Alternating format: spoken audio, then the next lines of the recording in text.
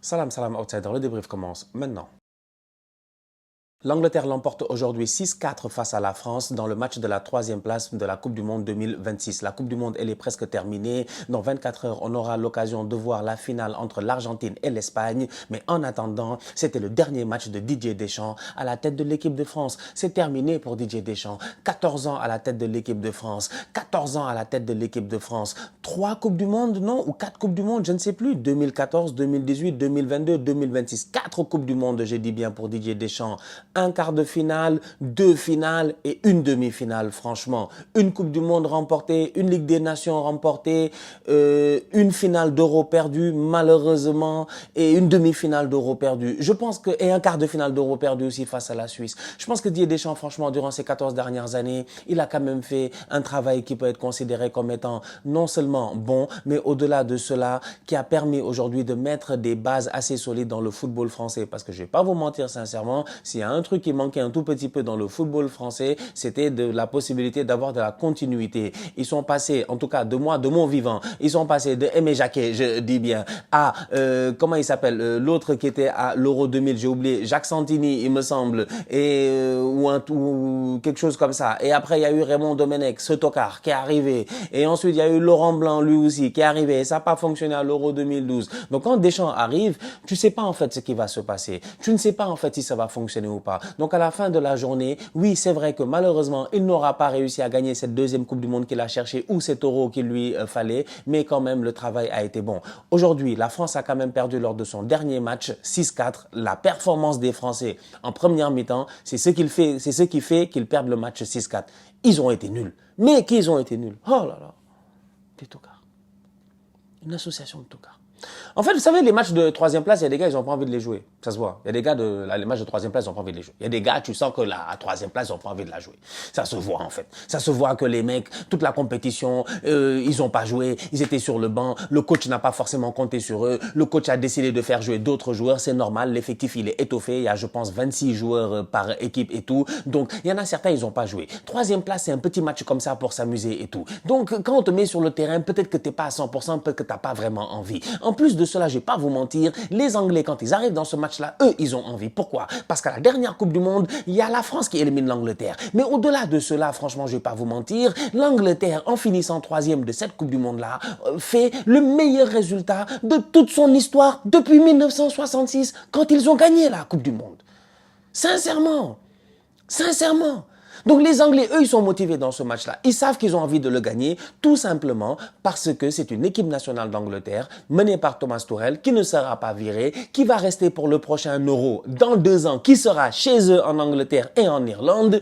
Sincèrement, ils ont envie de finir de la meilleure des manières possibles. Donc tu sens que les Anglais, dès le début de la rencontre, ils ont cette envie-là, ils sont déterminés. Et pourtant, Pickford est sur le banc, c'est Henderson qui joue, Harry Kane est sur le banc et Bellingham est sur le banc. L'équipe de France arrive avec un 11 de départ qui, moi, je trouve franchement, sur le papier, c'est pas zéro en fait. Quand tu vas sur le papier, tu te dis, ouais, t'as quand même Ryan Cherki, Désiré Doué, Olysée, Kylian Mbappé. Le problème, il est simple, c'est que Deschamps, encore une fois, il fait la même erreur qu'il a fait face à l'Espagne. La dernière fois, face à l'Espagne, il s'est fait bouffer au milieu de terrain. Là, il arrive face à l'Angleterre, il se fait bouffer au milieu de terrain.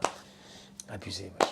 Les 3 premières minutes des Français, les 5 premières minutes, il y a un but après la 3e minute. C'est des Français, ils sont pas dans le match, en fait. Ils ont pas envie réellement. Tu comprends pas. Ça court pas, ça défend pas. C'est du n'importe quoi. Declan Rice, il passe comme lettre à la poste. Il passe comme les portes, elles sont ouvertes, en fait. C'est du n'importe quoi. Il rentre, il frappe, il marque. Voilà. 3 minutes de jeu, 1-0 pour l'Angleterre.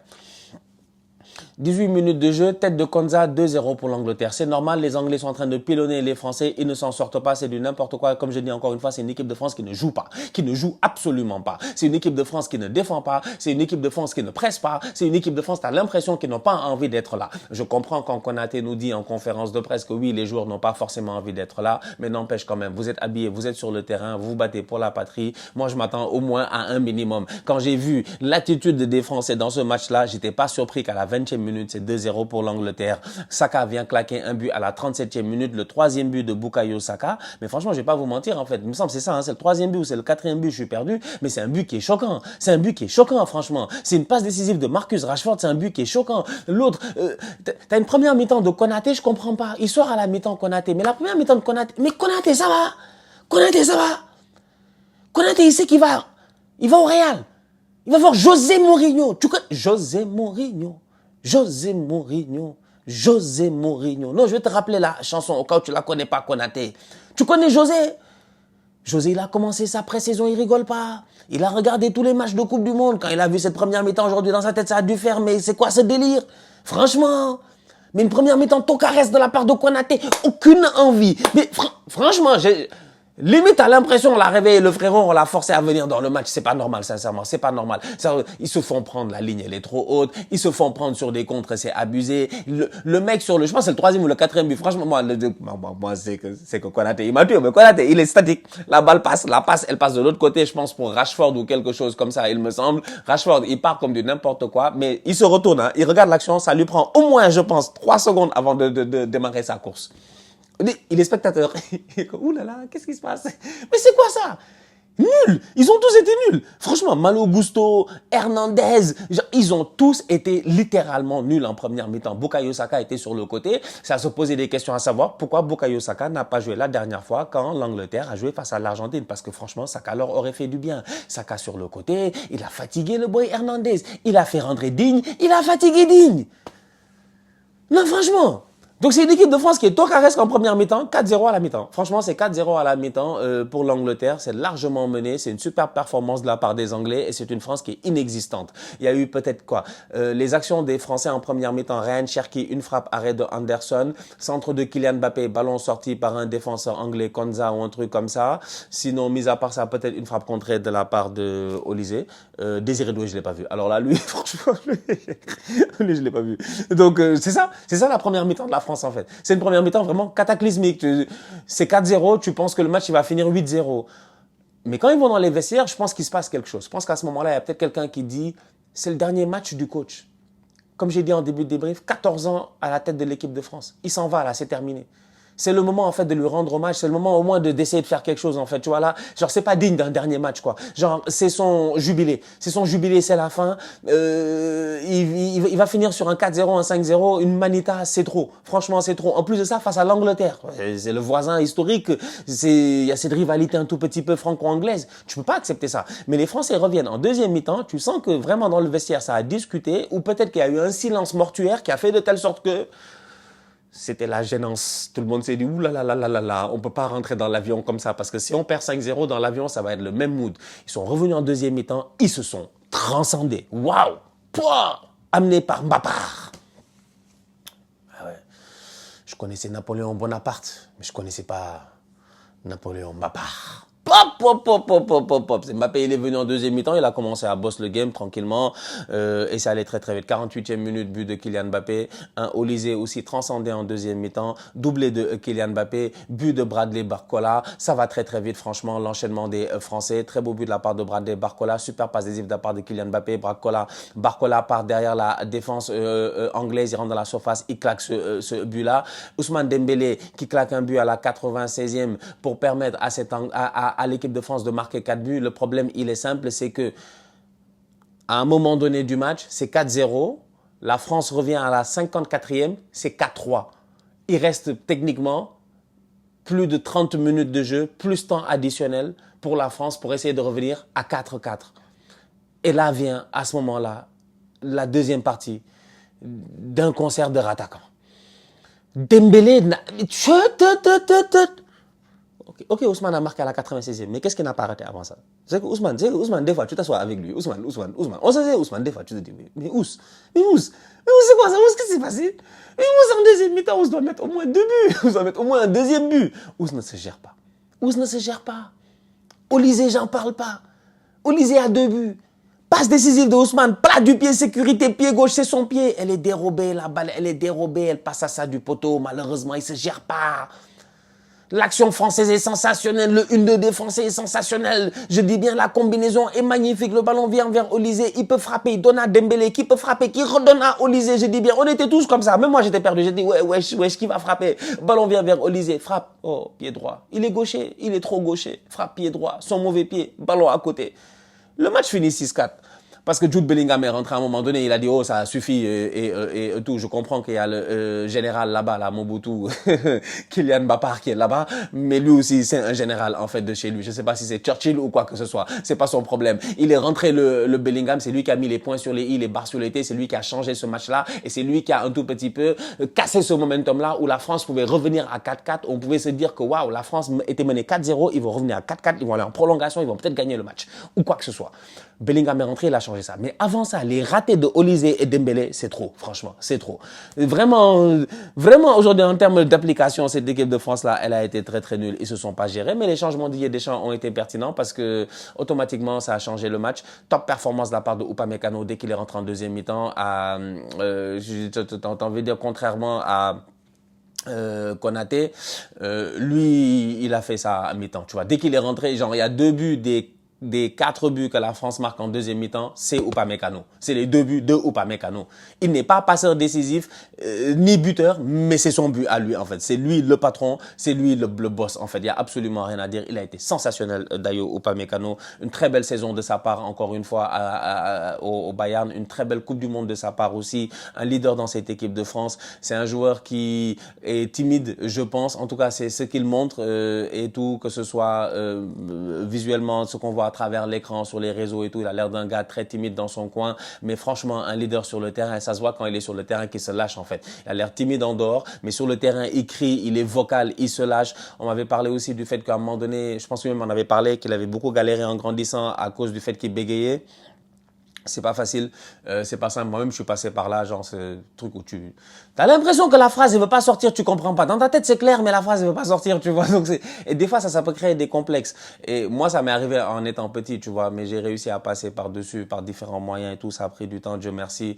Et j'imagine que lui aussi, mais c'est pas facile, tu vois. Quand tu es sur un terrain, bah, faut que tu t'exprimes. Tu te mets à bégayer alors que tu veux donner une instruction à ton coéquipier. Ça peut être compliqué. Donc, franchement, shout out à Upamecano pour une top Coupe du Monde. Il a été sensationnel, sincèrement, dans cette équipe de France-là. Kylian Mbappé, 10 buts. C'est magnifique. Il fait une superbe deuxième mi-temps. Il n'y a absolument rien à dire dans cette Coupe du Monde. C'est une Coupe du Monde à 48. Donc, automatiquement, il y a plus de matchs à jouer. Effectivement, je pense qu'il y en a un de plus. Les adversaires étaient aussi un peu plus divers, le niveau, vu que c'était 48. Donc, possibilité aussi éventuellement de pouvoir jouer face à des défenses beaucoup plus faibles et de pouvoir marquer plus de buts. Franchement, Mbappé, il a bag up. Il s'est géré. Il a rempli le sac. Il a mis ses 10 buts et ses 5 passes décisives. Il me semble, il a été au top. Olise a mis 2 passes décisives aujourd'hui aussi. Il a fait son match malgré ses ratés. Au niveau anglais, il y a quand même des boys à saluer. J'ai envie de saluer Bukayo Saka pour un triplé. C'est de bon augure pour la saison d'Arsenal. J'ai vachement hâte en fait que la saison elle commence. Vous pensez que la Coupe du Monde, ça c'est mignon. Mais vous savez en fait la vraie bataille elle est où? C'est dès le mois d'août. Arsenal Coventry. Eh oui, la première ligue.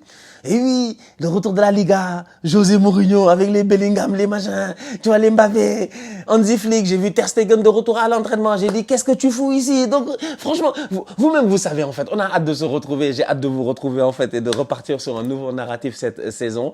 Mais en attendant, Bukayo Saka finit bien cette Coupe du Monde. C'est dommage qu'il n'ait pas joué face à l'Argentine. C'est dommage qu'il n'ait pas beaucoup plus joué dans cette Coupe du Monde. Il a pas été épargné par les blessures cette saison, mais il finit bien avec un triplé. Pour le moral, ça lui fait du bien et je pense que ça fera du bien à cette équipe d'Arsenal là aussi. Bon match aussi de la part de, comment il s'appelle, de la part de Marcus Rashford. Il est sorti à la mi-temps, mais j'ai trouvé pas mal assez intéressant en première mi-temps et excellente rentrée de la part de Bellingham, sensationnelle. En fait, comme je dis tout à l'heure, la France peut revenir à 4-4, mais si elle revient pas à 4-4, c'est parce qu'elle rate des occasions, mais c'est parce que Bellingham rentre aussi et Bellingham change le cours de la rencontre. Dès qu'il rentre, en fait, il est vif, il est rapide.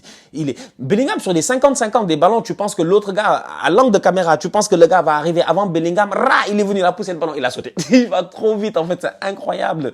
Pour son gabarit, la vitesse qu'il a, l'explosivité qu'il a, franchement, c'est du Zidane sous testostérone, en fait, plus, quoi, franchement, c'est du Zidane sous, je sais pas comment l'expliquer, en fait, c'est du Zidane sous taurine, en fait, je sais pas, le gars, il est boosté, en fait, tu vois, mais toujours avec cette, tu vois, son but, c'est du Zizou, tu vois, genre, au lieu de frapper, il sait qu'il va faire le crochet et qu'après, toi, tu vas venir, il va refeinter encore une deuxième fois. Mais Ozil aurait fait la même chose, tu vois. C'est ce genre de joueurs-là, ils ont ce flair, cette facilité dans la surface de réparation, ils ont ce second souffle et cette capacité au moment où Plusieurs personnes auraient pris la décision, la première. Eux, ils attendent peut-être de voir s'il n'y a pas une autre solution qui va leur permettre de maximiser, en fait, leur chance de marquer le but. C'est ça, Jude Bellingham, en fait, tu vois. Donc, c'est un leader. Franchement, c'est un leader, c'est un top player. Et j'ai hâte de voir comment Mourinho, il va gérer Bellingham, Mbappé et Vinicius la saison prochaine. Parce que si Mourinho réussit, franchement, à faire jouer les boys là ensemble,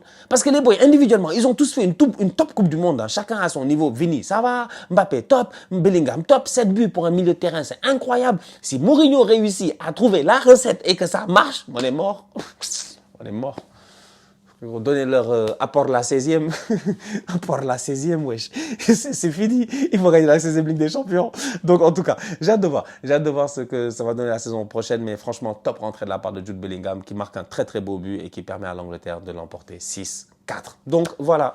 C'est la fin pour Didier Deschamps.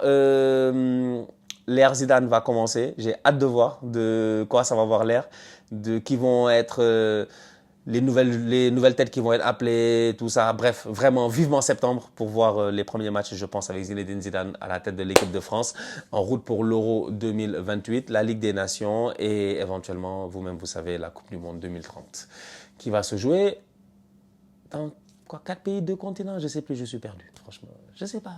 I call Gianni, I ask Gianni, I call Gianni. Tourelle, franchement, c'est un tocard. C'est Trump, il est venu quand même en conférence de presse. Il a dit que Tourelle a raté son match tactiquement. C'est grave, c'est Trump, il a dit que Tourelle a raté son match. La famille, on se capte très bientôt pour une nouvelle vidéo. D'ici là, on continue à liker, on continue à partager. On s'abonne, on s'abonne, on s'abonne. On est ensemble, on reste en santé. Toujours le plus important. Tous outsiders.